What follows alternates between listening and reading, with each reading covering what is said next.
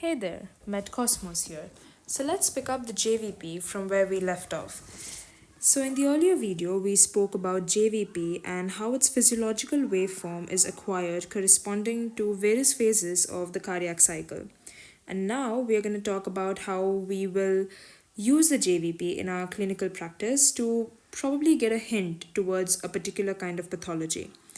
So, the first pathology that we usually observe is a large A wave. Now, you need to understand that A wave was corresponding to the atrial systole, which was the last part of the diastole, and it contributed to almost 30% of blood flow into the ventricles. So, now the same 30% of blood flow that you need to get into the ventricles requires more pressure, which is giving you the positive A wave. So, what are the conditions where you need more pressure to push the blood from the atria into the ventricle? That can happen either at the level of tricuspid valve, or it can happen because of ultimately effective decreased volume within the right ventricle.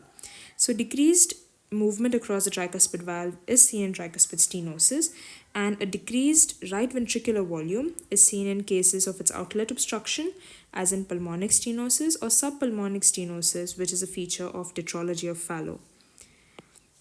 And we also have another one in the outlet obstruction, which is the pulmonary artery hypertension. We also have a quite far-fetched reason, which is mitral stenosis, which would initially cause an increased left atrial pressure, which would give backflow through the pulmonary veins and then into the pulmonary vasculature, from there into the pulmonary artery, which would then have its effect on right ventricle to ultimately undergo hypertrophy and decrease its effective volume. So that is how you have long-standing mitral stenosis as one of the cause. Coming to the next pathology, it is a giant A wave or a cannon A wave. Now, this occurs in cases of atrioventricular dissociation, wherein no matter how much the atria tries to put blood into the ventricle, they just are not working in harmony to produce a proper contraction, to work like a proper pump. So we see that in ventricular tachycardia and third degree heart block.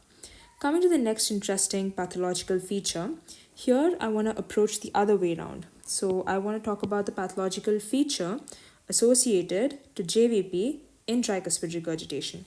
So what is tricuspid regurgitation? Throughout the systole, you have blood flowing into the atria from the right ventricle, giving rise to a pansystolic murmur. Now, A wave is completely with respect to atria segment, so we do not have to worry about that.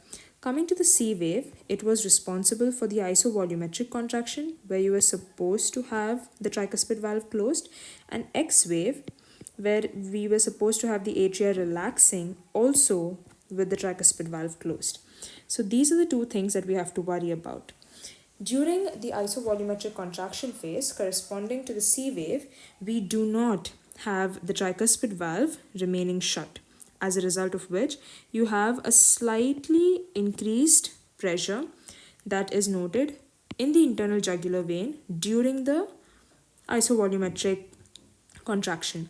And then when the atria should have been relaxing very well, you still have tricuspid regurgitation causing blood flow into the atria, which would completely nullify the X descent. And it would still lead to a higher rise, which would finally merge into the V wave, giving rise to a CV wave that we see here. And then, because of this very high CV wave, you see a very fast fall or a steep fall in the Y wave, giving rise to a steep Y descent. The CV wave and steep Y descent are more of characteristics of severe tricuspid regurgitation, but absent X descent is quite a feature of tricuspid regurgitation that we can remember about. The next one we're going to talk about is cardiac tamponade and its JVP association. So what is cardiac tamponade exactly? In cardiac tamponade, we have the pericardium around the heart, which is now filled with loads of fluid compressing both the atria as well as the ventricles, as a result of which there is a lot of external pressure acting on the heart, not allowing it to distend. So there's no proper distension of the cardiac musculature. If you remember, the Y phase corresponded to the emptying, which gave almost 70% of the blood into the ventricles. Now this is a passive process. There is no contraction from the atria at all. It is a rapid emptying process, a passive process, which only happens on the sole basis of the compliance of the heart, the ability of the heart to accommodate it. Now that is what is impaired in cardiac tamponade. In cardiac tamponade, the amount of blood which was supposed to flow, which is about 70%, will not come here because of the compressive forces which do not allow it to distend well, as a result of which you would have an absent Y descent. Besides, you would have a non-pulsatile JVP, because JVP is something that corresponds very well to inspiration and expiration. Its values keep on changing during inspiration and expiration. This pulsatility of JVP is lost again because the whole heart is now like it is present in a bag of fluid, completely separate and completely ignorant to the intrathoracic pressure changes that you notice while inspiration and expiration, which is responsible for the pulsatility of JVP. Last but not the least is the Kusamal sign. Now, normally, JVP falls on inspiration, but what happens here is because of other features decreasing the compliance of the heart. Okay, sorry. Before this, I would like to explain a simple thing called as pulsus paradoxus. This is quite a pathognomic feature that we see in cardiac tamponade. This would also help us understand the next pathology well. So this is our heart during inspiration and this is our heart during expiration. So what happens during inspiration is there is increased venous return, as we already know, and this happens because of negative intrathoracic pressure. So because of this negative intrathoracic pressure, there is a lot of blood coming into the heart and the heart is perfectly compliant. This is in cases of normal condition. The heart is perfectly compliant, so it is going to accommodate the excess amount of blood. And you need to understand that if the heart is compliant, there will be a little stretching of the heart both on the outer aspect as well as the septal deviation. And this would be perfectly fine. This would ultimately lead to less left ventricular volume. So there are going to be less end diastolic volume, which according to Frank-Starling law would be less stroke volume and less BP. Okay, so that is the SBP that you're going to measure during the inspiration phase. Now in the same condition, if I talk about the expiratory phase, wherein you have a positive intrathoracic pressure, so there's going to be comparatively lesser venous return coming to the heart, and now you do not need that much of deviation either on the outer wall or for that matter on the septal aspect as well. So they're going to be comparatively higher LV volume, they can be comparatively higher end diastolic volume, and with the reference to Frank-Starling law, you would have higher stroke volume and therefore higher BP.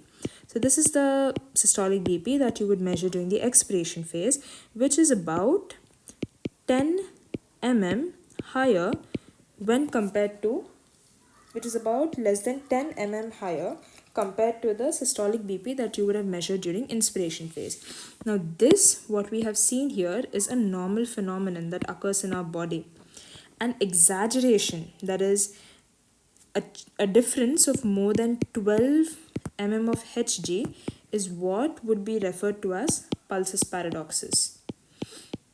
And this exaggeration is something that we see in cardiac tamponade. So why do we see it in cardiac tamponade? It's actually quite easy. So the exaggeration here, there is more than 12 mm of difference between the systolic BP of inspiration and the systolic BP of expiration. It happens because an exaggerated fall, okay, an exaggerated fall of systolic BP is seen in inspiratory phase. Why does that happen? Is there's a lot of compressive forces happening from outside.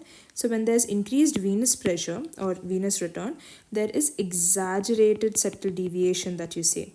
Because of this exaggerated septal deviation, there's even lesser left ventricular volume, even lesser end diastolic volume, a lesser stroke volume, and therefore a lesser BP, corresponding to this exaggerated fall and a higher difference, which is called as pulsus paradoxus. Now, that is one of the pathognomic feature that we see in cardiac tamponade. So coming back to the Kusumal sign, as I said earlier, JVP tends to fall during inspiration in a normal heart because it is well accommodated by a heart which is perfectly compliant. Okay, but Kusumal sign basically refers to a condition wherein JVP is rising on deep inspiration. Why? Simple. The compliance of the heart has now decreased. Basically, the heart is not able to distend enough to take in the increased venous return that you would otherwise get on deep inspiration, and that is seen in case of constrictive pericarditis, right heart failure, or restrictive cardiomyopathy. Because in constrictive pericarditis, you will ultimately have calcification. Then in restrictive cardiomyopathy, you will have failure. Sorry, not failure. I'm sorry. You would have fibrosis. So that is Kusumal sign for you. So with that, we finished the clinical understanding of JVP, and I hope it made some sense. Thank you. See you again. Bye.